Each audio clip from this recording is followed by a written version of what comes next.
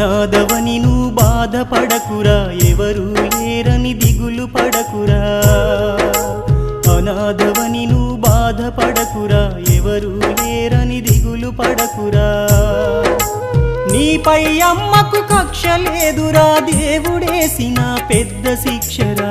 అనాథవని నువ్వు బాధపడకురా, ఎవరు లేరని దిగులు పడకురా.